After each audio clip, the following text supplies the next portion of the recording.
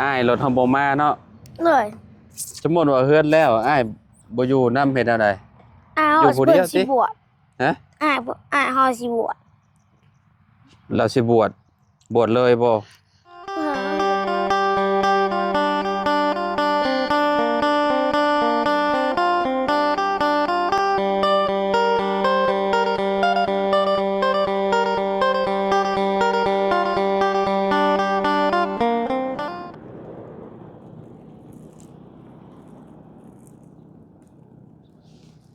สบายดีและสวัสดีเด้อพ่อแม่พี่น้อง FC เบิร์ดสุขูสู่คนเนาะ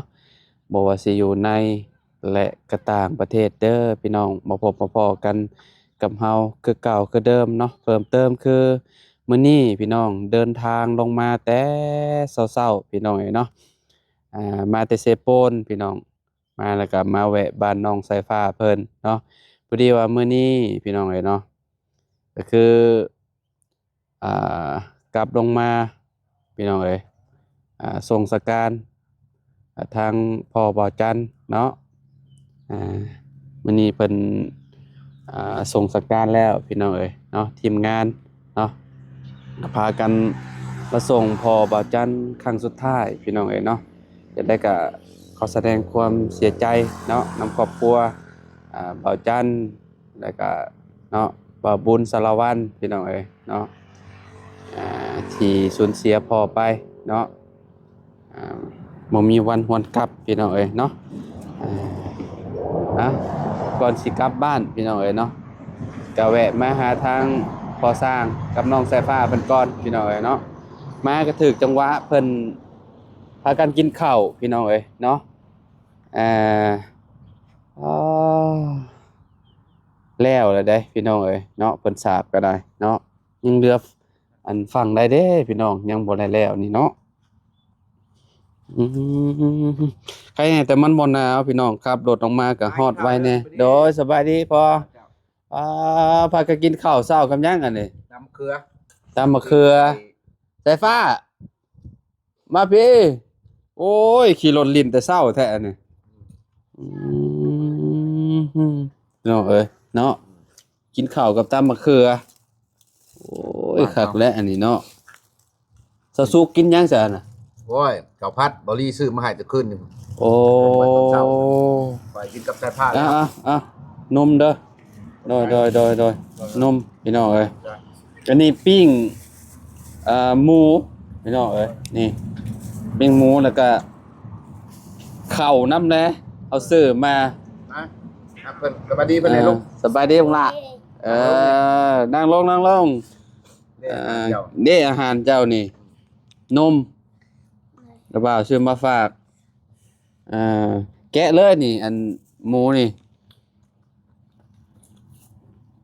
อันนี้มีหยังซะพอไก่ปิ้งคาเป็ดแต่ว่านนะ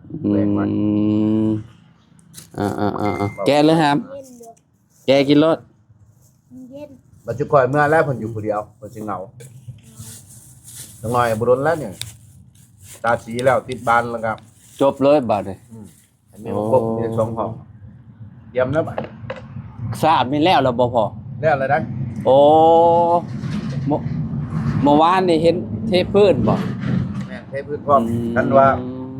ดินทรายมานี่คือว่าแล้วเลยแล้วแต่วันเอาลูกยังเหลือมุมนี้เนาะ2ห้องเนี่ยข้างในโอ้พี่น้องเอ้ยเนาะ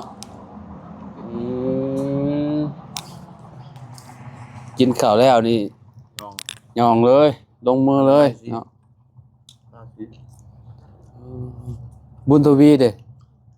ไปบุญยังมาฮะขึ้นเทือนไปขึ้นเทือนเลยหมู่เพิ่นมาต่อว่ะชาวบ้านไปแต่ประมาณนี่พวก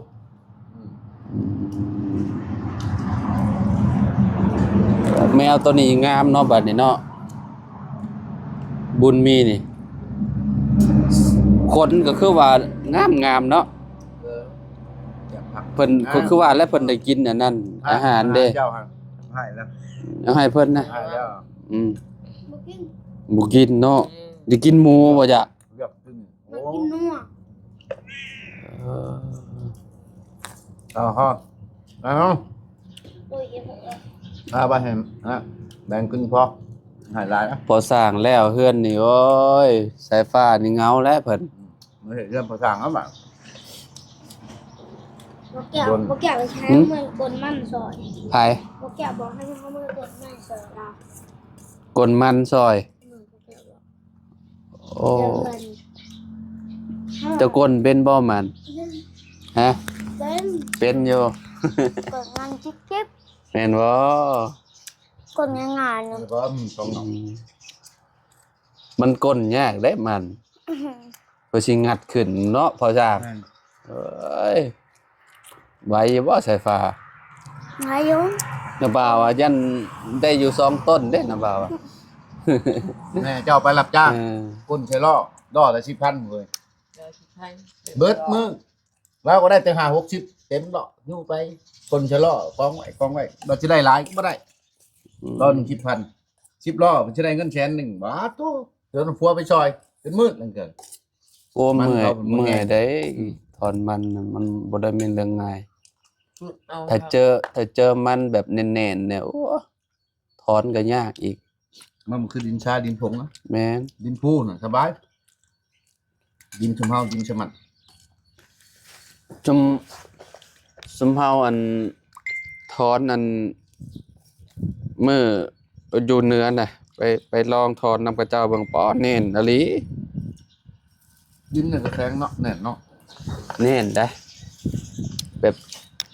มันเป็นดินน่ะเด้พอแบบดินภูเขาไฟอะเด้แบบดินแดงๆน่ะ คือดินที่เคลื่อนสายพานแบบนี้ก็คุยเรื่องนะครับไปจับเป็นหัว ดินแบบนี้น่ะนะแถวนี้คือก็บ่เห็นกระเจ้าปลูกปานใดเนาะเห็นแต่กระเจ้าปลูกอ้อยหลายกว่าเนาะแม่นบ่ใช่ฟ้า เด้อ มีแต่อ้อยเนี่ยฝากนั่นน่ะทางหลังนั่นแล้วก็อ้อยน่ะก็เจ้าปลูก ว่าก็บ่ห้ามเป็นเพราะว่าดินมัน อืม ว้าวต้องแบบอะไรบ้าง ดินบ่งามก็บ่งามเด้ปลูกหยังก็บ่งามแกะโลด แกผมดู นี่เฮาซื้อ M100 มาฝากพ่อสร้างอยู่เอออืมอันนี้ให้ซาซุกเรากินบำรุงนมพร้อม เอาไม่ลุก เออบุญทวีบ่อยู่สายฟ้ากินผู้เดียวเนาะสายฟ้าเนาะ ไหน เมื่อวานนี่ไผมาหา เดือนนี้ อืม มี เบาลีมาบ่ มาได้บรีเมื่อ อ๋ คื อน บรีแล้วมาช่องลบผมเมื่อคืน แม่นนะ เด้อ อืม แล้วก็บนิวมันมา อืม ไอ้บัดไซแล้วก็บอตูนเมื่อวาน3 คน ประตูน มาหรือว่า ฮะ ตัวพี่คือมา ไอ้บิ๊กก็มา มื้อนี้คือสิมีคนมาอย่าบ่มื้อ มานิวว่าวันนี้เราคาเวียบ ทีมงานน่ะบ่าวส่งสการพ่อว่าจันทร์แล้วมื้อนี้ บริวก็บ่มาตอนเช้าจะต้นแรกเพื่อ ยันค่ำน่ะยันบ่มีไผมา คนเดียวบรี หึ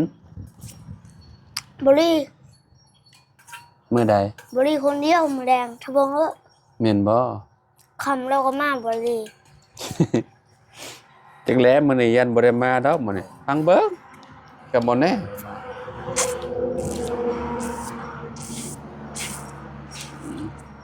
แช่บบ่สายฟ้า เลยเย็นพวด เย็นโพดจะบ่มักเย็นบ่ ไอ้เป็นวัด อืม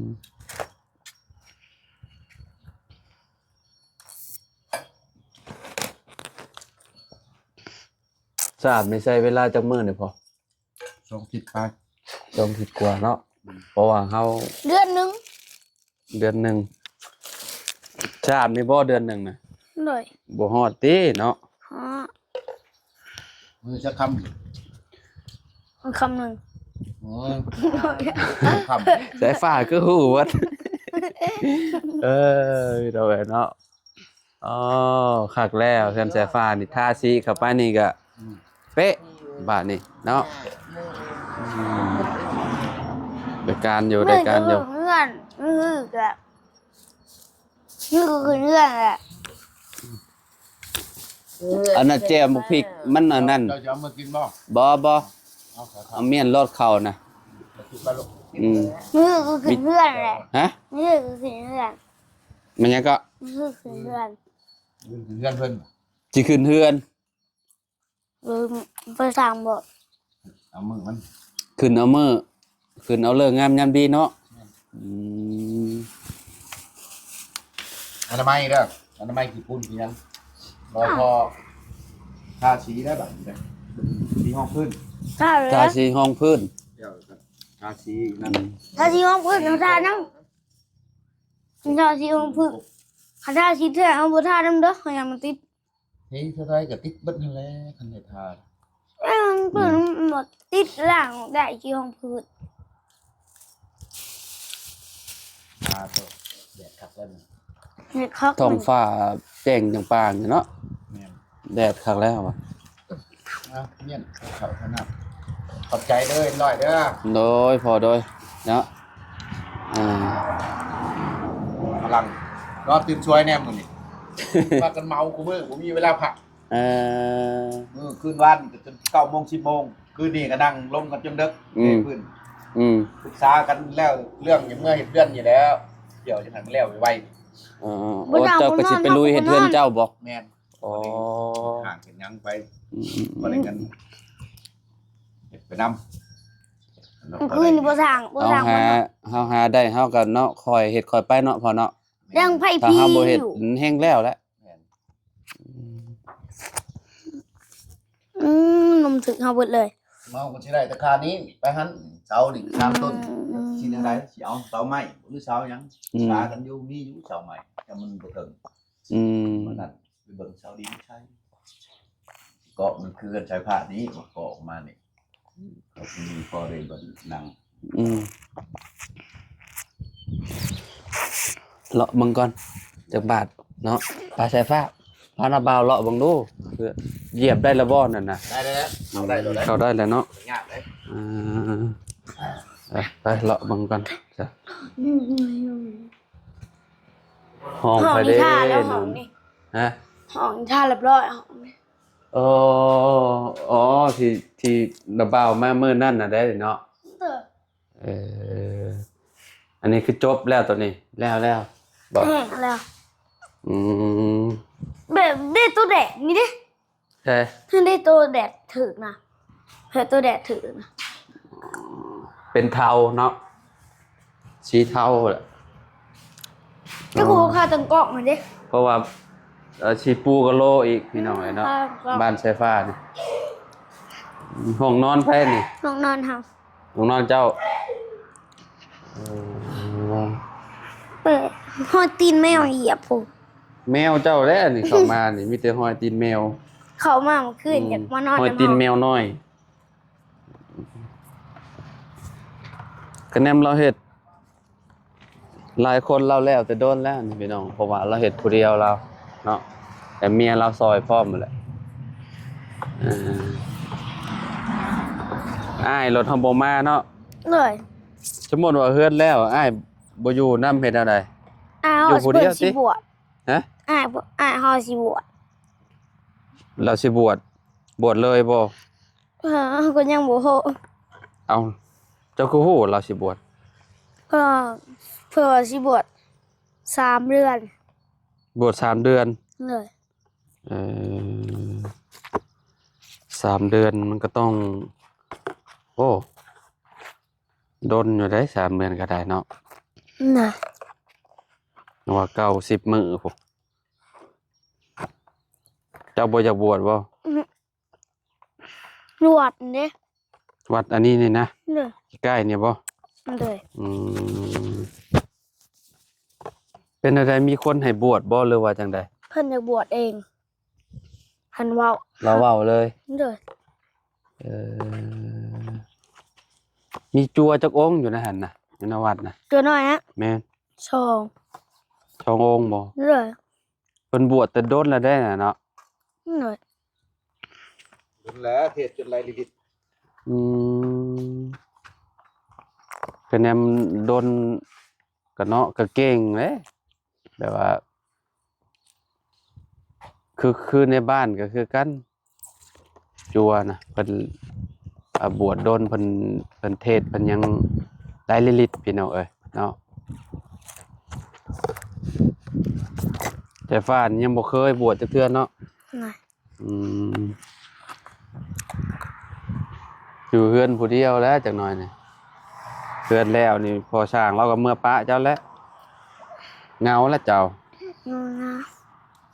เจ้าก็เมื่อเยี่ยมพอช้างน้ ไม่หลดไป ำฮะ ไปหลดไป บ่มีรถไป เลย โอ้นั่งรถโดยสารได้ไป ไม่มีเงิน บ่มีเงินอีก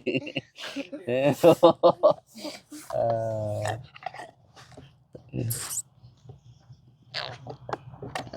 ชวนบุญทวีไปดินน้ำพอช้าง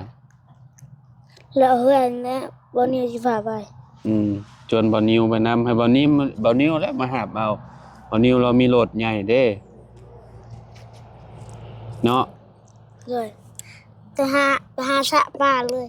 จะปลาอยู่ใช่ อยู่น้องพระทาง เอ้าพอสร้างน้องเราบ่บกสิไปชาได้ เป็นงุ้ม หึ ไป เป็นตึกเบ็ดคืออยู่ บุกกับไปตึกแฮะ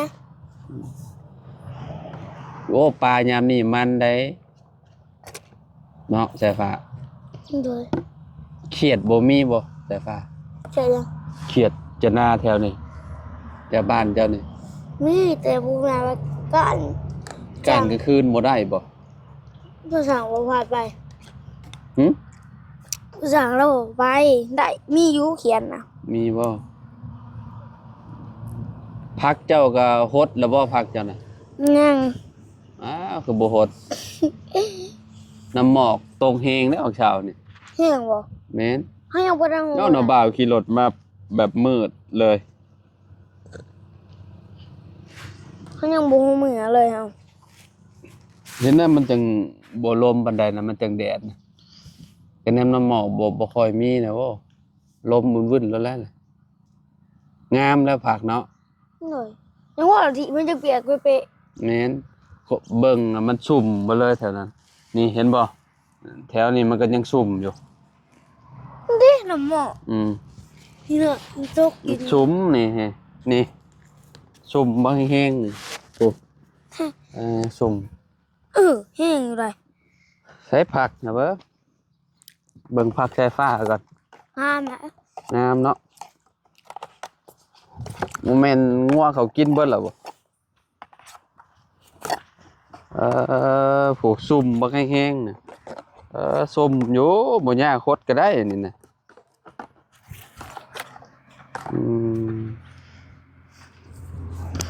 ผักบอกผักบุ้ง ตัวเฮาตีนัง หึ ตัวเฮาตียังเป็นคุมมีคุม เห็นว่ามันสุ่มคือหดนี่ได้การอยู่ ผักบัวแก้ว น้ำเบาเดินทางก่อนบัดนี้ เลย ไปป้าแล้ว เลย ไปพ่อกันใหม่มื้ออื่นบ่ขึ้นเฮือนน่ะ หอมมือฮือ มาเฮือบ่ เลย ขึ้นเอามื้อเลิกงามยามดีเนาะ เลย ไปสบายดีบักละ สวัสดีปะลุง โอเคไปพี่น้องเนาะอยู่ดีมีแฮงบ่ทุกคนเนาะขอบคุณหลายๆเด้อพี่น้องมาแวะพอช้างเพิ่น